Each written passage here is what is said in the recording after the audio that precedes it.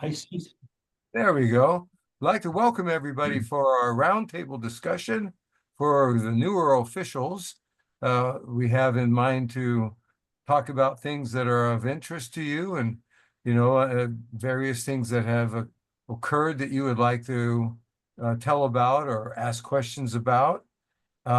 Before we begin that, I do want to talk about some things that uh, I think are important to bring up, and I will share something here once I get it all organized. First of all, um, for the newer official, I don't know if you are aware or not that you can get a national polo shirt. Uh, you're the only people who are getting the shirts these days. National used to give them out every Olympiad, so every 4 years, but took a severe financial hit during COVID. And so they're not doing that anymore, but they are providing shirts for the newer officials. And so I would recommend that you take a screenshot of this if you have not gotten a shirt. And I'm referring to people who have never gotten a shirt. Um, Everybody is in line for a shirt when you become certified. So make use of this and let it work for you. Okay. All right. I want to go to something that I'll be talking about in just a little bit, but I'll put this up right now uh, because I can. NCAA has now an endorsement uh, for working championship meets. And it's not required for working conference meets at all, but for working championship meets. And uh, this is something that you should take and have for your records. It's once every 4 years, I believe. It's instituted for the first time this year. And what you're looking at here is a spreadsheet that I devised to help you out with going through this endorsement. It's timed, and so it's always good to go into this sort of thing with a little bit of preparation, and you can transfer your answers once you have pulled up the endorsement and um, go from there. But the questions become randomized. So if you don't do too well on the first go around, you can take it again, but you're going to get a different order of questions. And so you'll notice that over here on the left side, you'll see everything is alphabetized. So this can be used very handily, very speedily for your reference for going through this. Okay? I've got some people I need to admit here. Mr. Martin Johnson, you have your hand raised. Take it away.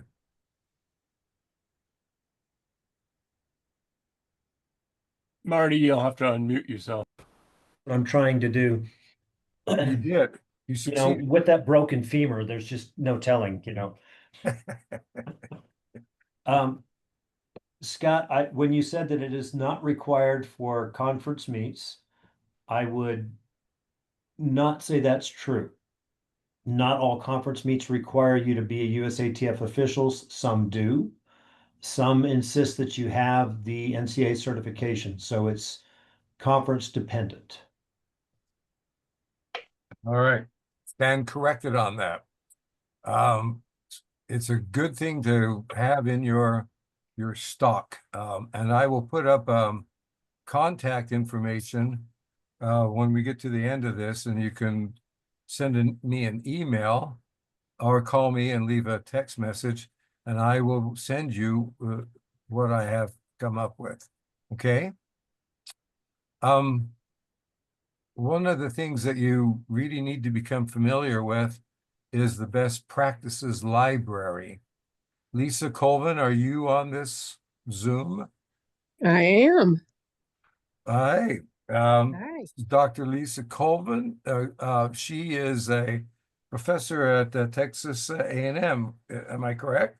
That's correct. And she has very kindly agreed to take over the Best Practices Library.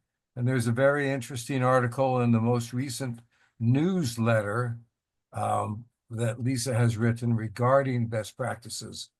And so there's one on there about clerking that Lisa has submitted for this month's edition. I just mentioned the newsletter, the NOC newsletter. If you are not reading that, please mend your ways and be sure to look at each and every one of the articles that is in that, because you become very well informed in doing so. Phil Sutton is the editor of the newsletter, and he is on this call, this Zoom. Lisa, I'm going to turn it over to you. Do you have some comments to make for newer officials regarding the Best Practices Library? Well, first, I'd like to say thank you for being on this call. And you guys mean a lot to us. I mean, not very long ago, maybe 25 years ago, I was a new official. I think I'm a newer official now. So thank you for being on this call. Like Scott said, I'm the new editor for Best Practices. So it's a great resource for you to be able to go to and peruse through it. I mean, if you're going to work an event that you may not understand or you may not have worked before, say, for example, if you're going to be working on a horizontals crew, you may want to go into the best practices and just read and see what it has to say. That library is a living library. So it is changing all the time. So if you see there are numbering issues. So for example, when rules reviews come around and we have new rules that are introduced, those numbers need to change. And so there's a process for the editorial process, very much like a peer-reviewed journal. But I encourage you, if you see something that you'd like to change or you see that there may be an error, please write me and be happy to take a look at it, make sure it's what I see, and they get it changed. So I've already had some comments. Thank you, the people that have already read the clerking. Many of the best practices library items, the initial occurs at the very beginning, a January, February type of review by event heads. So that's kind of where, that's the editorial board. So that's the event heads for USATF events are your initial review, your editorial board. And from there, the changes are made and then made throughout the year. So again, thank you that folks that have read clerking already. I've already gotten several comments to say, hey, you know, the number for the NCAA has changed. And I'm like, that's exactly what we're looking for. So thank you, welcome. And again, I'm a resource for you anytime. I mentor for USATF. I had some great mentors and happy to do it for you. Yeah, the library is extensive, a wealth of information there. It's just a pleasure to have that. Rich Shorenstein was the person who had come up with the library, assiduously worked on it over the years, and it's a marvelous thing for us to have. Phil, how about I hand it over to you for some comments about the newsletter? Real quick, a reminder that new officials are not automatically subscribed to our NOC newsletter. They have to proactively go and and subscribe to that newsletter. And they can do that online, or they can certainly email me if you'd like at officialsnewsletter at gmail.com, officialsnewsletter@gmail.com. And if you're not sure you're receiving the newsletter, go subscribe to it anyway. And if you're already on the list, it'll tell you to go away, and we've already got your name on there.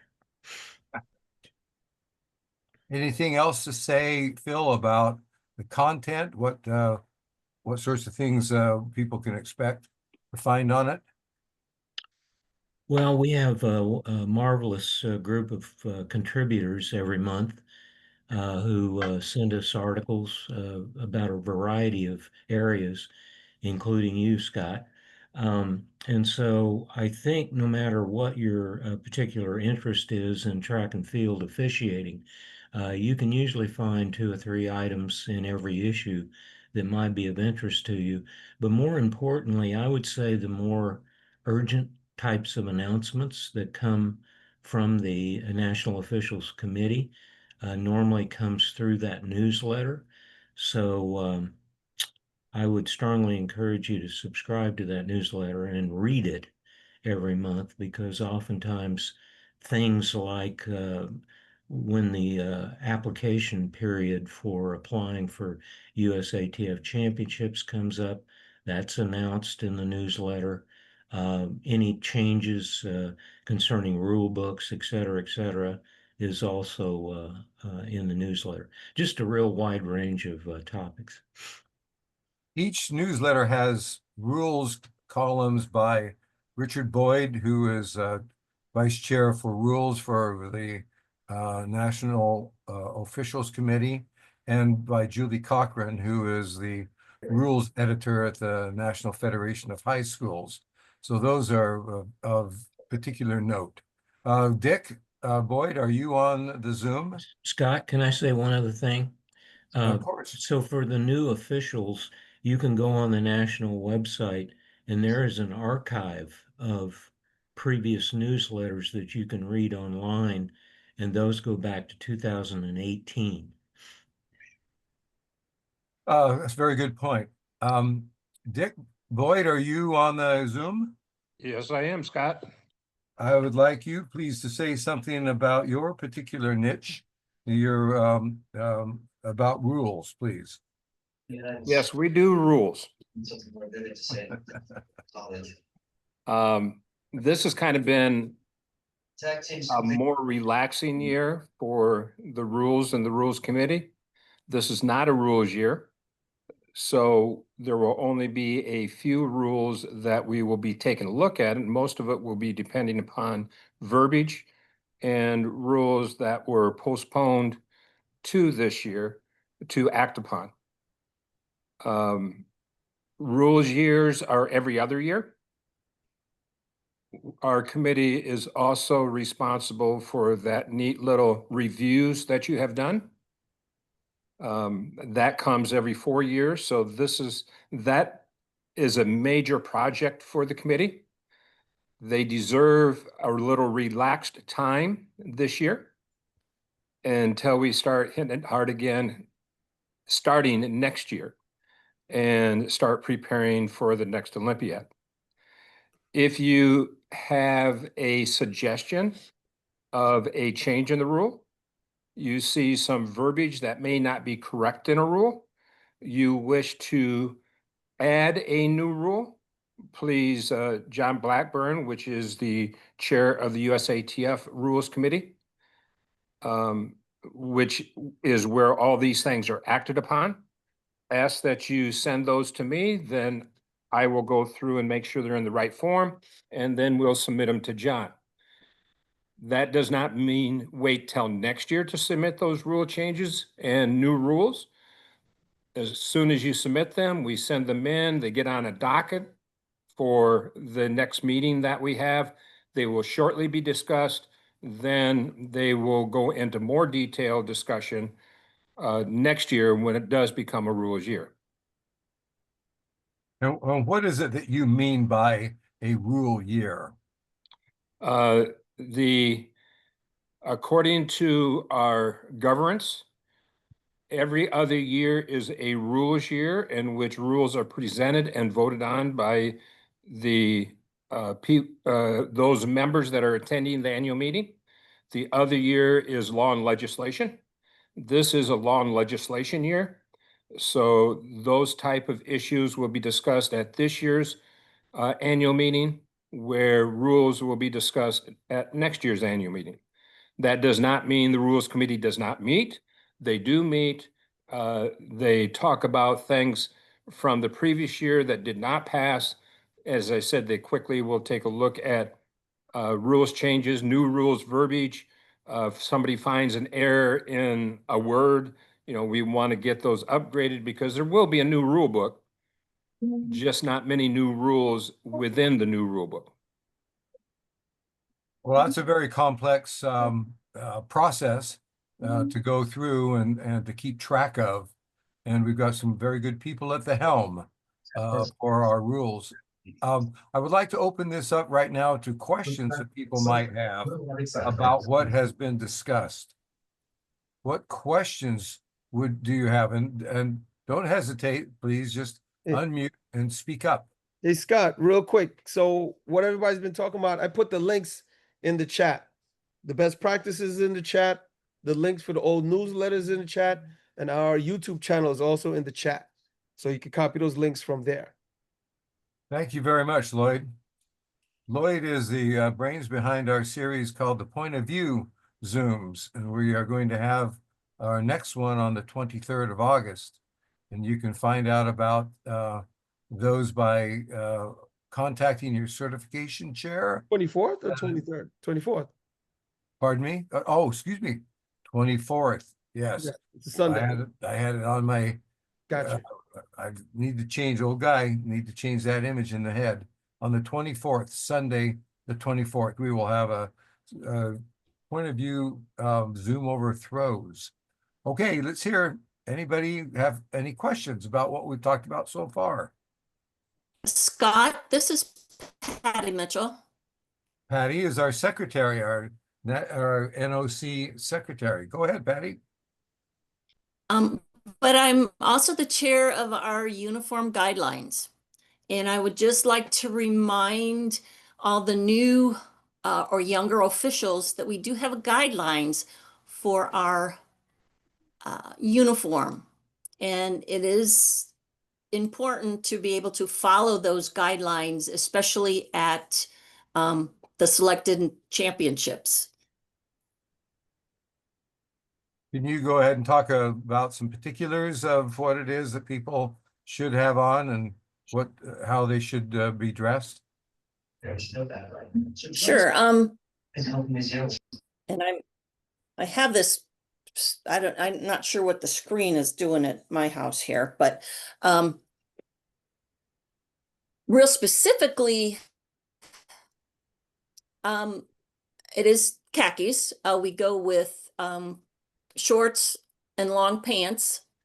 The shorts, though, are to be 2 inches above your knee. And I know for younger officials, especially the women, that is a little bit of an issue. But you do have to remember that's your work uniform. You're there. You want to be professional on the field as well as looking professional. And that goes for both what you wear on the outside and also your undergarments.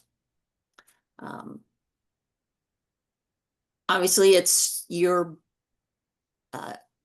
navy blue polo, unless, of course, you're given a polo shirt or t-shirt to wear at one of those championships.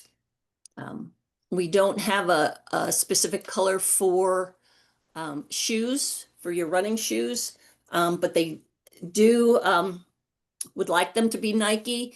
If they're not Nike, for them to be unbranded. So what I do, everybody, is my feet are wide, and I have issues now that have manifested themselves. I've inherited my mom's hammer toe, specifically. And so the shoes that my feet are comfortable in seem to be getting smaller and smaller. And I find Hoka to be ones that are very comfortable. Well, I have now what I call 2 pairs of nursing shoes, Hoka nursing shoes, black and white. And both of them selected specifically for the characteristics of my feet, and also with in mind the restrictions or the requirements or the expectations, shall we say, of the USATF uniform.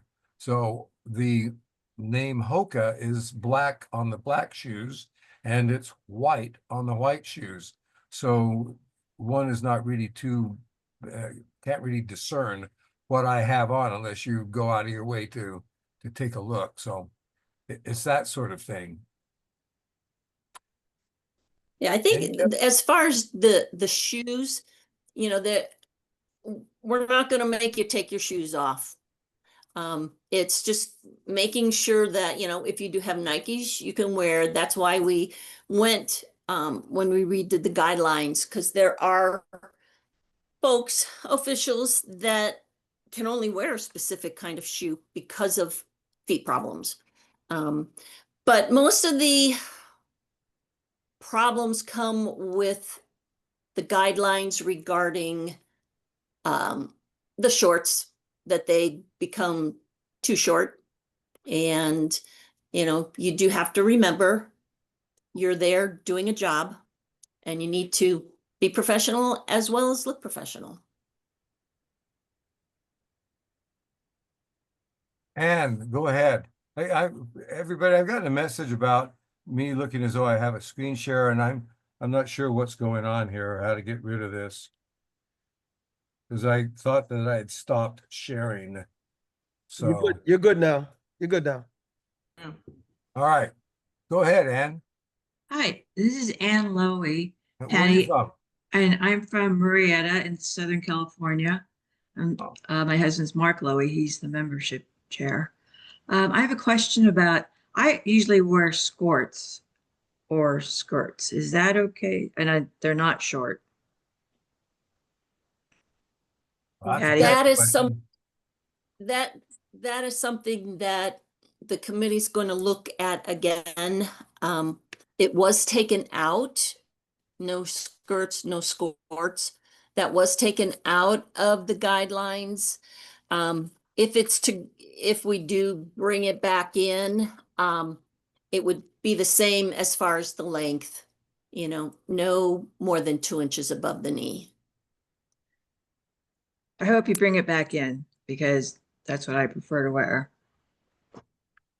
For me, it feels more And professional. that's what we, Mhm. and we've heard that. And so, you know, since we're all done with major championships, the committee will be getting together and relook at that. Thank you, Patty. Thank you very much for bringing that up. Anybody else? Questions about things that have occurred so far? Scott, Joey Barnes. Yeah, just hold that one in. Are you, what organization or association are you in, Joey? I'm in the Oregon Association, and hi to everybody, and I hope you had a great year. I would like to reiterate what Ann just said about skirts, but what I really wanted to say is 2 things. First of all, on the newsletter, which I love, and that is that there is a great article this month about where all the officials are located by state. And it's really fascinating to see how many officials there are in each state by the individual state. There's also an article about the survey results from July. And the question in July was, if an official is clearly unable to function anymore as an effective track and field official, but continues to officiate, what would you do? And I think the results on this question bring up something that's really important in the organization. And that is that there needs to be a process or a procedure to follow that can, I mean, if you look at these answers, they're all over the board. You know, people are saying, we should have a committee that goes and talks to this one person, or you should be gentle with this person, or you can't do anything because there's a hierarchy involved and the people who are protecting the older people are also older and blah, blah, blah. But I do think that the association needs to put together a process, a procedure that can be followed uniformly across the board so that we keep in mind that the most important thing that we're doing here is keeping our people who are on the field safe and allowing the athletes to have a great competition. And if we've got officials that are out there that can't function in that manner, then we need to address that. And it's not me going up to somebody and saying, hey, you don't need to be doing this. But there does need to be a process that gets followed. So I'm just throwing this out there to the powers that be that are on this call, that maybe that could be something that you all take a look at. Very useful suggestion, Joey. Thank you Thanks. very much for that. Yeah, that particular question generated a wealth of responses and quite varied. It was interesting to go through those. The current newsletter has another question that should prove pretty provocative also. Do we have anybody? See, Sydney, you have your hand up. Sydney Milden, go ahead. Right, I actually put my question in the chat, Scott, and it has to do with Sydney, excuse me. identify your association. Sydney Milden from the New York Association. It has to do with you were talking a lot about championship events, and my question was, what would be the best way for new officials to get invited or get involved in championship events? Would volunteering be a good way for them to do that? Who That was of our more experienced officials would like to handle this? Go ahead. We have Robert Kern. He would be a good person to answer this one.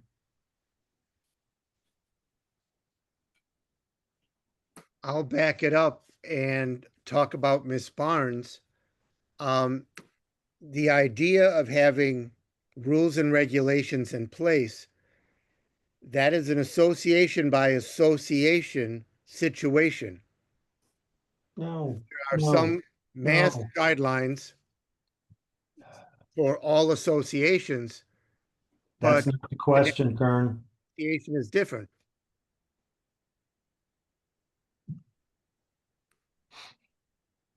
God.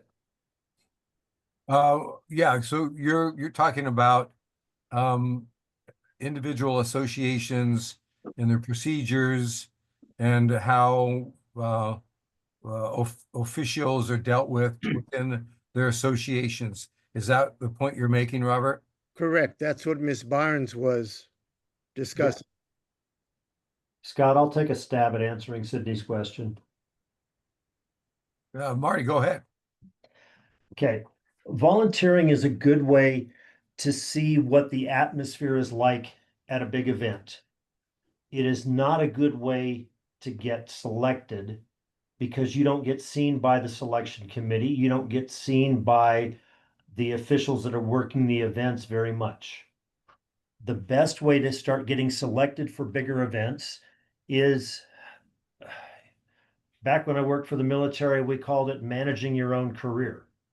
You need to get yourself out there. You need to start working outside your association. You need to volunteer to be an official at some of the other relay meets where you see people from outside your association, from outside the country even. So you can go to Mount Sac, you can go to Florida, you can go to Drake, you can go to Kansas, you can go to Texas. Penn's a little hard to get into, but those other ones are all opportunities for you to get out there and get to work, to see how things are done in various places and to get some very valuable experience. But volunteering is not the best way. Officiating is the best way, in my opinion. Yeah, I very much agree with Marty on that one. To give you an example, my wife and I like to go to spring training, and I always kind of like to look around to see what there might be to officiate at the same time. I can't help myself. And I had found out that the Mountain West Conference, one that includes a particular Colorado school that Marty has worked at, that was going to be in Albuquerque, the indoor championship. So I found out who the assigner was, and I contacted that person to see if any help was needed. And he wrote back to say, yeah, we can use you at Marshall. Well, one of the things that I'd like to emphasize to everybody here is to make sure you look through what is said about marshalling and safety in the best practices library, and try to do some work and become certified as a marshal. Well, anyway, I went there with being a marshal, but a person who had been selected for throws was unable to work the meet, and the assigner had asked people if there was anybody who would be willing to also work in the throws. And so I said that, yeah, I can do that. And by going to that meet and working the throws, I met a person who officiated at the '84 Olympic trials and who thought that what I did was okay. And if a person like this thinks what you do is okay, that's okay. This individual is Dee Jensen, who is the certification chair for the Dakotas. Now, that was a real pleasure to meet her, but I only would have done that had by, going to Albuquerque to work this meet. So reach out, think about opportunities that might exist for you in this kind of regard, going somewhere and on the way or on the way back from fitting in a meet. Anybody else have anything to say about that particular thing? Well, Can I add something to that? Of course. So for the past few years, as a head clerk, I have had the opportunity to work with some mid-major championships with folks that are in the local association. And some of them are on this call. So if you find yourself in that situation where your association is hosting a mid-major or they have other meets that are not necessarily evaluation meets like the Nike or the New Balance championships and things like that, to find yourself in those situations, and that gives you a lot of experience as well, especially if they're in your area. Thank you very much for that, Liz. What association are you from? Oh, sorry, New England. Well, And this is Robert Kern again. I'm from Wisconsin. Len Kursak's opening statement and letter in this month's newsletter goes a long way to illuminate the types of things you can do to enhance the opportunity of being selected for championships. Now, if you're a person that's on this Zoom right now and you're not a subscriber, give it a few days and that newsletter will be posted on the NOC website and you can go ahead and read his letter. Very well put together, very delineated, gives you a wealth of information. yeah, and Josiah Novak has made a comment in the chat about working Association Junior Olympic championships. Selection committees, just a minute, Josiah.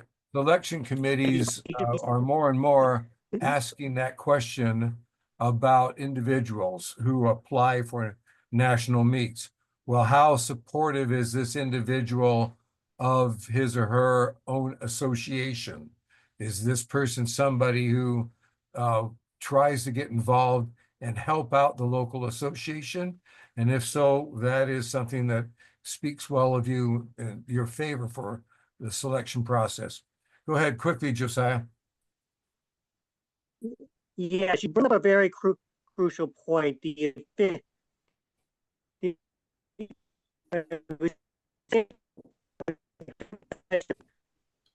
Josiah, we can't really hear what you have to say. You're cutting out. So, Josiah, I'm gonna ask you not to share because we can't really hear you. Zell, you have your hand raised. Go ahead.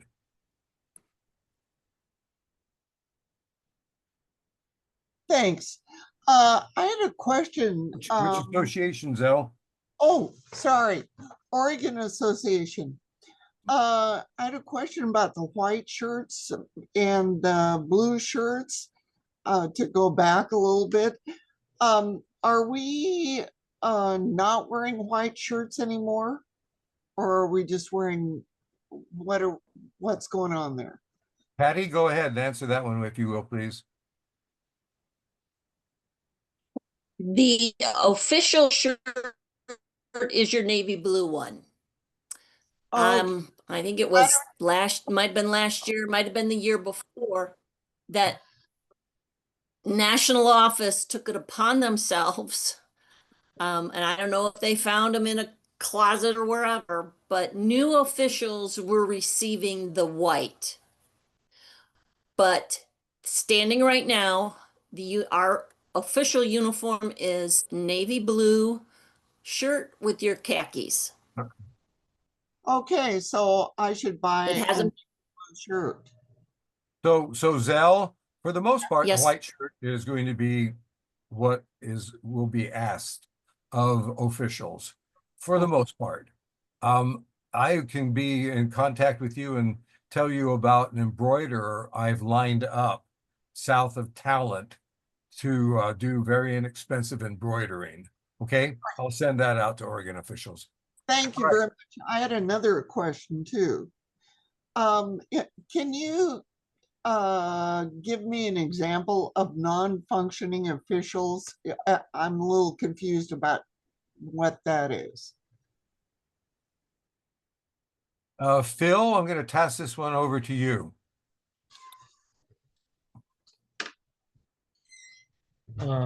Well, it's a wide variety of things, but what I have encountered in my officiating here in the state, there are officials who do not keep up with the rules, and it's pretty gross negligence, the type of officiating they're doing, because they're not following the current rules. They're actually functioning under rules that were current perhaps 5, 6, 7 years ago. There are officials, or at least one I know of, who coaches while he's officiating, Oh, et cetera, et cetera. You can have people too, Zell, who have been at it for a long time and who are missing things. And we all miss things, but to the point where it becomes quite noticeable, et cetera. And so there are a variety of things that I think are encompassed by that particular concern. I also think that you're looking at both the physical ability and also the mental ability to officiate properly. And unfortunately, sometimes those that have been in it for a long time physically aren't able to do the job that they need to do when they're officiating. This is Kern again. There is also a status of emeritus official. Now, if you have the category of emeritus official, that's recognizing your longstanding years of service, but you are no longer officiating. So if someone comes to the meet and says, well, I have emeritus status, correct, but they are no longer officiating at meets. yeah. Thank you. That helps. We had another individual with a hand raised. I don't see that now. Last name Beverly. Go ahead.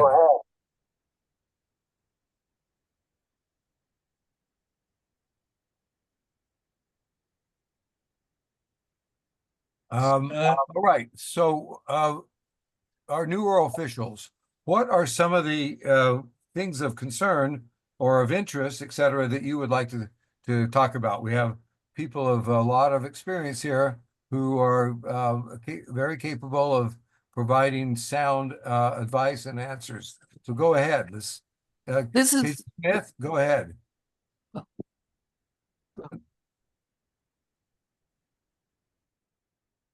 Okay.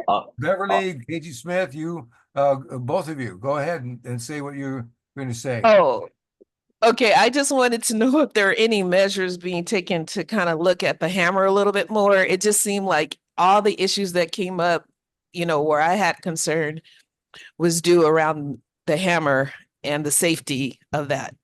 What association are you from? Southern Cal. Okay.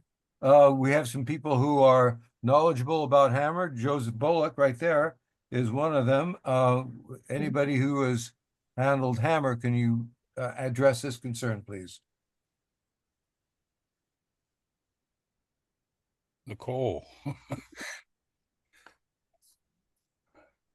Is Nicole on? I am. Yeah, she's on. Okay, go ahead. So I think the first thing, and we'll go over this in the throws video or presentation on August 24th, is that safety is the most concerning at the event. So if the event is not secure or safe, then you don't hold the event. Feel free, once you determine that you are not going to facilitate the event, that you need to walk off and take the responsibility off yourself legally. Because if something does happen, you decide to hold the event, something happens, you are legally responsible from there on out. So I would definitely, it comes that you need to arrive at the facility or venue with ample amount of time, so that if it is not safe, that you need to make sure that isn't safe. And if you've taken all the precautions and it's still not safe, to again, feel free not to facilitate the event. What in particular were you referring to? I had a lot of, it happened a few times where the hammer went into areas where it could have actually hit somebody because they went outside of the lines. And in one case, we were with 2 levels, and the hammer went from the bottom level up to the top level over a fence, and there were people over on that fence. And so I know it may just be a venue issue, but also it seemed like some of the cages are outdated. Again, I hear what you're saying. If we think it's not safe, then I guess we should just say something then and there. Can you hear me? Yes. If examining the venue and looking out, if there's any point, I can use UMass Dartmouth. On the right sector, there's a fence, the barrier for the track, It has occasionally gone over there. You have to keep people away from that fence. Their back would be to the venue, looking at the track. You can't allow people there. If you think that it's people viewing it are unsafe, get them behind the cage. Get them behind the cage. More than likely, the hammer won't go backwards out of the cage. Is one suggestion. Sometimes barriers, did you even have flags up? Sometimes they're not far enough away from the sector line. I think sometimes newer officials are hesitant to speak up and to voice concerns, but I would encourage you to go ahead and do that. And in the area of safety, it's something that is everybody's concern, and everybody's should have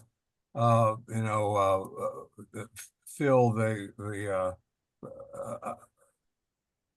perfectly at ease in saying something. And if you find that you are not getting somewhere with an individual, I would encourage you to bring that concern up to somebody who, might be able to speak with that person, or if it's a concern that affects or deals with, like a high school facilities, something like that, there are people in your high school association who would love to hear from you in regard to about safety issues. Certainly found that to be the case with the Oregon Schools Activity Association people. They're very concerned about that sort of thing. Scott, can I chime in? Yes, of course. In my many years working where I had to be a safety officer, there are three things you look at for safety. PPE, that's personal protective equipment, that's like masks, glasses, helmets. We're not issuing those to people out there. Then you have administrative controls and engineering controls. Engineering controls are your cage, fencing, things that you do to make the area where people can't get in, where the implement can't escape. But if those are not adequate, then you can go to administrative controls, and I'll give you a good example of one. University of Arkansas will not have any events on the oval, nor will they run pole vault while hammer is going on. Because if you miss to the right on hammer at that facility, you'll land on the pole vault runway or the track. So they schedule hammer when there is nothing else going on. Okay, that's a fairly common thing to do, is to schedule it at a time so that you can avoid the conflicts. One of the things that occurred a couple years ago was a remarkable thing that I don't think anybody really thought was going to happen. And this was at Hayward Field. The hammer cage there is superb. It's made by a silver medalist from the 1996 Olympics, Lance Deal. It's to specification, all the dimensions, the height of it, but somebody had launched a hammer well vertical, and it went up and over the front panel. And this is a 10-meter panel, I think. So this hammer was way up there, and it came down very close to the netting on the outside of the cage. It happened to hit an official with a kind of glancing blow, fortunately, or this person would either have been very severely injured or dead from it. And it's something that was entirely unexpected. And so sometimes you come upon these things in a manner like this, and then you have to decide about what had been mentioned just previously here about placement of individuals and where people are allowed to stand. Sometimes you just don't find out about these things until the moment happens. Hey Scott, this is Kerry Dean. Hi, How are Kerry. you? How's everybody? You just spoke of an incident at Oregon. I had a similar incident that occurred this past NCAA championship, where the implement went up and over the netting and came down literally at my feet while I was shooting EDM. So what I'll add to the conversation is per NCAA, they say have no expectation of safety in regards to the throws. So what that basically means is that everybody needs to be on their P's and Q's, paying attention to everything that's occurring. And so when the implement came down right in front of me, I just happened to watch it go up and watch it come down. So of course, I'm not going to sit there if it happened to be coming directly at me. So I'll just add that you just need to pay attention. Everybody needs to pay attention. If someone is not paying attention at a throwing area, you need to dismiss them. And so that's what I have. Yeah, I heard about that, Kerry, and I was very happy to hear of the good result that you were not injured in that situation. Yeah, as So I had a question one of the on- things that, go ahead. I had a question on Hammer. Scott Zent from Indiana, I guess you don't know my town. The one of the facilities I work at a lot, they require facility rules, we keep one door closed when throwing the hammer. Is that common everywhere, or is that just their facility? Do you see that? That's a Marty, rule. Marty addressed that. That's a rule. It's not a facility requirement. That's a rule. Okay, because every meet I work there, we have multiple athletes complaining that they want both doors open. So I just always, so they're obviously throwing somewhere with both doors open. Yeah, that would indicate that that's a practice and somewhere where they've been, and it's not being followed. I mean, sometimes you'll have a cage that does not have movable doors, and that's just the nature of it. What would be the suggestion on the part of Nicole, Marty, if you were to have a situation where there's a cage that does not have movable doors? Is it possible at all to have the competition if there's nothing else that is occurring, or how would you handle it? The answer is yes, you can, if you can make sure that there is nobody that can get into a danger zone. But without the door, your danger zone on what's called the far side becomes huge. So you can throw it into the stands if you don't have, the gate closed. Yeah. So I can speak on that as well, along to curtail with Marty. The infamous, I guess, cage in Miramar is a prime example of, even though it had panels that did not move, there was no netting in the panels. So when they were warming up the day before the competition was supposed to begin, they were throwing the hammers onto the track, into the stands. This was a USATF meet, U20s. I told meet management that I was not going to put an official out there and have them take that responsibility while there were running events going on. There were also shot put going on, which would have gone on, but they ended up changing the schedule. Thank God there was flexibility in that. If not, then I wouldn't have had any official out there to take that liability. We also did that at an international meet. We moved the hammer to the morning and had to empty out one side of the stands and not allow anyone in there. Could I add to that real quick? I'm Caleb Seal. I'm with the Oklahoma Association. I'm in charge of Throwtown Ramona. We throw the hammer every weekend competitively, Saturday, Sundays, every competition. We follow as many safety protocol as possible, and as the lead official and meet director, I am constantly on edge of safety concerns, and out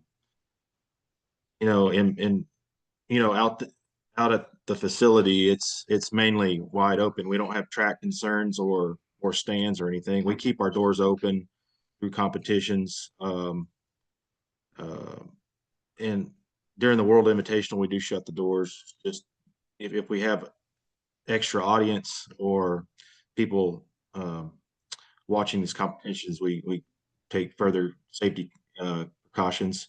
But like USATF, these JO regional meets that are held, and they're basically having the hammer competitions out of a discus circle with a chain link fence that's probably 4 feet away from the circle. That's a major concern for me. And without inserts, I went ahead and sent my inserts up to the region meet so that the guys could actually have the competition. But whenever they're winding the hammer and actually making the turns, the hammer is actually striking the cage, and to me, that's the biggest safety concern of all, is making sure your facility is or the side is able to have the competition. Anyways, that's a huge concern for me, for everybody, really, is having a place for these kids to throw. Well, one of the things that a newer official is going to be working will be high school meets, will be middle school meets, and sometimes the approach by people is a little bit on the casual side. I would encourage people to look at how if there's flagging that flanks the sector, and try to get the flagging to spread out as the distance from the ring increases, so that you get as wide a buffer area as you possibly can, with the idea of something that had just been mentioned in the conversation here, is that you can have a feeling of false security because you're behind some netting or you are behind something. And as Kerry had pointed out, well, he was perfectly behind something, but along came a projectile that was launched up and over. And so just to have your antenna working as much as you can while you are at a meet is important for everybody. And that is something that you can practice no matter what your level of experience is. God, Julie has her hand up. I guess you might Yes, wanna. please, go ahead, Julie. Hi, all. I just want to speak. There's a lot of high school conversation going on here about the hammer. First of all, the National Federation does not write the rules for the hammer. We do have about 3 or 4 states that do allow the throwing of hammer in high school regular season meets. And the NFHS national interpretation is if you do not have a hammer cage, you do not throw the hammer, period. That has come out. We had a ton of people in Ohio that were throwing the hammer out of discus cages. When that was brought to my attention, I brought it to the Ohio High School Association, and they immediately shut that down. It is, you do not throw the hammer out of a discus cage, period. And Julie, can you identify yourself, please? Yeah, my name's Julie Cochran. I'm the director of track and field and cross country for the National Federation of State High School Associations. We are a federation by design. Each state, and we do have 51 because we look at DC as their own state, has their own their own state high school association that is the sole and governing resource for rules interpretations at the high school level of track and field. I see a lot of veteran officials on this call, so I don't know how many new officials are actually on this call. But for those of you that are new officials, I just want to welcome you to the amazing sport of track and field. I'm sure you all had some involvement in it at some point in time throughout your high school and collegiate career. It is one of the most diverse and dynamic sports to officiate. And it is constantly moving with many, many different arms and tentacles going simultaneously. And one of the hardest things at the high school level is in regular season, you will frequently find meets that have maybe one licensed official there. We do have 25 states that license their own officials, and the rest, under my assumption, are using USA Track and Field officials or AAU officials. So we work very tirelessly with the NOC committee to and the best practices document to make sure that the NFHS rules are updated in those documents, so that if you are a USA Track and Field official, you know what the NFHS rules are. We also work very closely with a group of officials headed by Robert Kern on creating the pre-meet notes. I will be very honest with you all. I have hit a brick wall at USA Track and Field. You'll notice that if you log into the USA Track and Field website, there is a logo on there for the NFHS pre-meet notes, but it goes nowhere. I cannot get somebody to return my call, and I'm about to call Renee Washington to find out how I can get this actually up on your website. So the pre-meet notes hopefully will be up there in January. And we are going to archive all the notes on our website. So the 25 notes will be up and archived on our website here later this fall. But hopefully we will get the new ones up on the USA Track and Field website. Once you log in, you would be able to have access to the pre-meet notes that are on there. Some great articles are put in there. I also write an article for Phil every week or every month. From the high school perspective, a lot of what we're dealing with in track and field, to be honest with you, is recruitment, retention, and training of officials. I put in the chat a link to field event setup. We have a lot of volunteers that work high school meets, and so we are creating videos on how to set up field events. Our video series will then go into how to score field events at the high school level, and our final video series in that group will be how to run these events as well. So we're really looking forward to our continued work with the NOC committee and producing some resources that would be, I think, valuable to you all as well. My email is always available. I will tell you, I can't give you an interpretation for your state at the high school level. I would have to send you back to your state high school association, but I'm happy to talk track and field with anybody all the time. I'm a big track geek, so. Yeah, I'd really appreciate your participation in the Zooms we've had, Julie. You are very quick to respond to emails that come your way, and thank you very much for that. Chris Jones is a newer official. I know there was a question about just who all is a new official. Well, I just identified one. Chris, you have a statement, something that you think would be a useful item to have. Go ahead and speak about that, will you please?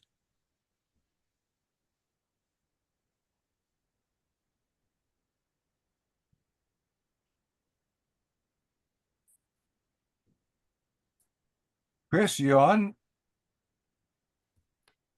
Okay, Phil, I'm going to draw your attention to this one. It's in the chat. This comment came in at 5:59. Chris is an Oregon official who made an interesting observation. All right, so Mr. Kern, could you talk a little bit about what Julie had mentioned about just what the high school notes are, the meet notes? For the last 17 years, the National Officials Committee has partnered with the National Federation of High Schools and put together a series of articles that come in a pamphlet form, and it usually ends up being about 16 to 18 pages, and it's articles about topics related to track and field. Whether it's an article saying, hey, there's a new rule that says we're using a checkered flag to start races. What does that mean? And so then I send out emails across the country, and there's an article in the newsletter this month that Phil put together. And it says, if you are interested in being a part of writing these articles, respond to me. We take about a month, and we have 3 or 4 people who write on a topic that you choose. I don't assign people topics. They are edited by us. They are edited by the National Federation, and then they are put together. They are designed for middle school and high school coaches and officials across the country.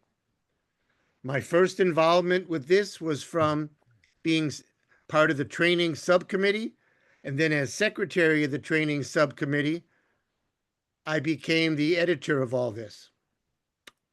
So if anyone has any questions about the pre-meet notes, take a look at the newsletter, give me an email, or bring it up right now. Hey, Robert, this is Duke Fuller. Yes, sir. I'm on that committee as well. Thank you very much. But in the past, they've been hard to access. I believe you have to have a subscription and paid for. Is this true or not? Julie, you may correct me if I use improper verbiage. Prior to this year, these articles were put out by the National Federation to all of the associations, and the associations disseminated them to their coaches and officials. The National Federation has gone to a different model where all of their books and publications are done by a third party.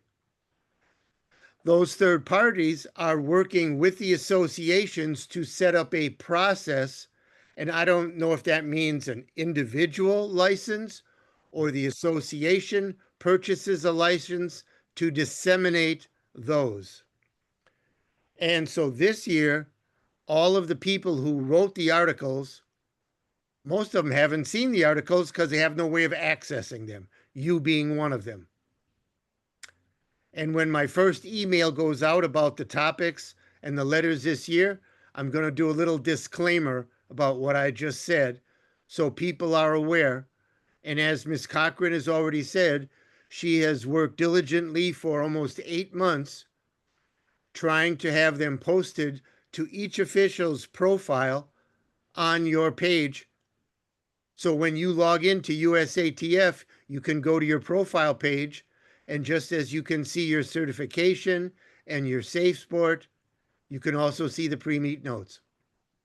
I did Thank put you. the archived pre-meet notes online. You can see them up there, Duke. The 2025 archive notes will go up shortly. But the 2024 and past are all up on that link that I put in there. My understanding is it will not go on the Sport 80 site. Robert, my understanding is it will go on the resources site for USA Track and Field website. We tried to do it on Sport 80, but there was no way for them to figure out how to do it. So the last gentleman I was talking with created a link on the USATF resource site, but it doesn't go anywhere. So I've emailed him multiple times, and I'm gonna walk down to their office since we're both here in Indianapolis as soon as everybody's back there and have a meeting with them. So in person to try to figure this out. So I promise you, my goal is to have it up there in 2026. And I apologize for not having the ability to get that accomplished in 25. Well, Thank you, certainly Julie not and for your Robert. lack of effort on your part. These things are very interesting reads. There are back issues of the pre-meet notes, and all of them are very interesting to digest. And Robert, thanks for your work on this very much. Appreciate that. We are getting a little bit long in tooth here. It's a little bit over an hour that we've been on here. I hope you have found this to be of interest, and that there are some things that you have taken away from this. I would like to thank our experienced officials for coming on here and offering information to people. We'll take a couple other things right here at the very end, and then we'll have to bid a tearful adieu. Go ahead, Dediona Hawkins. You have your hand raised. Why can I raise my hand? Oops.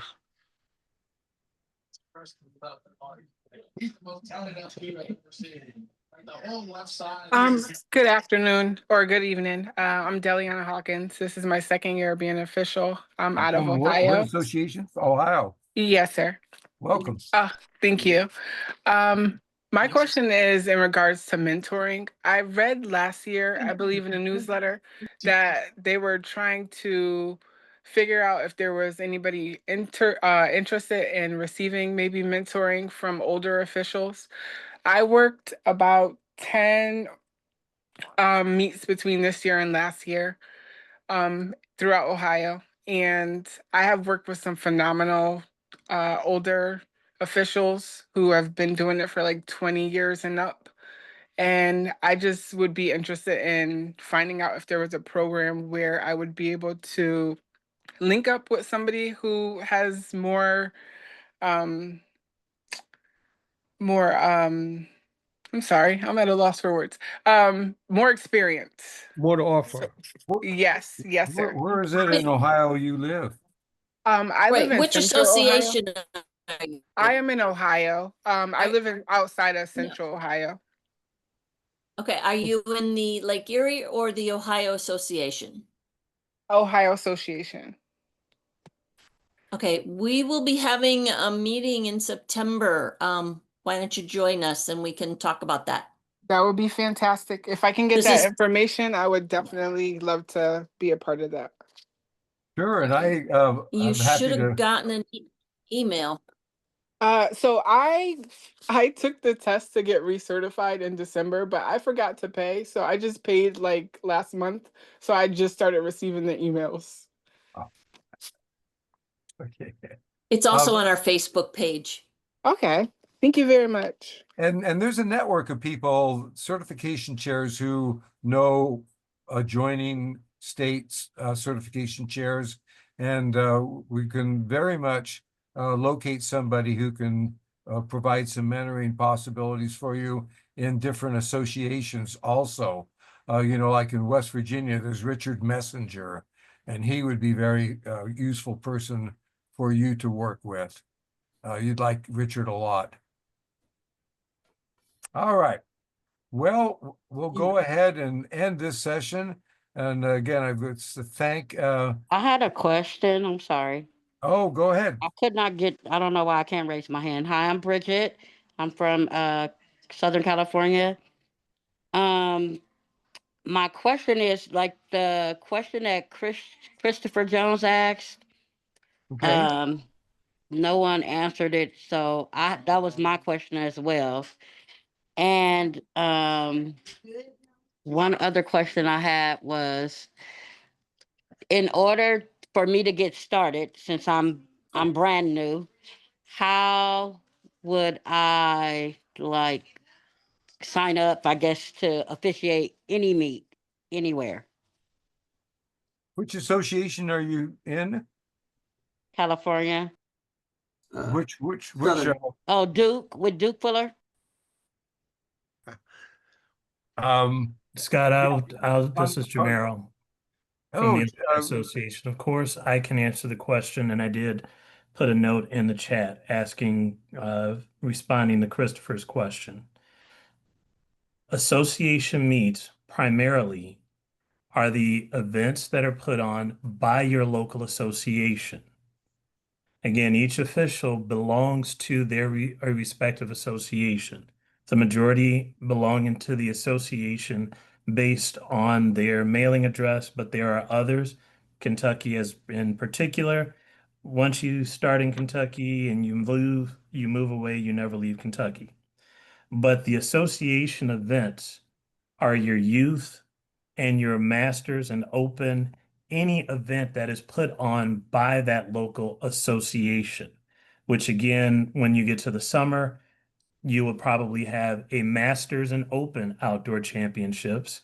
You will have your youth junior Olympic championships, or if your association likes to put on more things, you could have more of those events. When I think of that, I think of Indiana with a number of cross-country events that they have. Those are the events that really need the support and backing of their officials. That is also how you get to know your certification chair, your association leadership, and because for each person that does apply for selected championships, know that your certification chair is a primary person that provides an evaluation to the selection committee about your performance. So that's what we mean when we talk about association events. Be there and support your local association. It's great to do some of the other events, but still always what I like to stress is your certification, your money, and the rest is going towards USATF. Got it. Thank you so much. Yeah, hey, it's Duke Fuller here. I sent you my email in the chat, so we'll get together soon. Jamero, thank you very much, by the Thank you, way, got for it. thank you very much for the article that showed the number of officials in each state and the counties in which the officials reside. Never seen that before. That was fascinating. Appreciate your work. Jamero is the vice chair of certification for the National Officials Committee. A very good man to have at the helm there. This is a contact page for me. I You have an email encourage for you that to one? send me emails requesting contacts or various things. I have made an index for Julie Cochran's book, the high school rules book. I have made an index for the NCAA rules book that Mark Kostick, a certification chair in Indiana, has done as in his position as rules editor. And I also have an index for the USATF rules book that was spoken about by Richard Boyd. So if you would like any of those indexes, please write to me and I will be more than happy to send them out to you. In addition to that, I mentioned the NCAA endorsement spreadsheet that I've made, and I'm happy to send that out to you also. So I'd like to thank everybody for coming on tonight. I very much appreciate everybody showing up and having our discussion. And I do hope you found it to be of interest. So thank you very much, everybody. Take care. We'll see you on the 24th of August for Nicole and Joe's Zoom about throws. Take care, everybody. Thank you. Bye-bye. Thank you, Scott.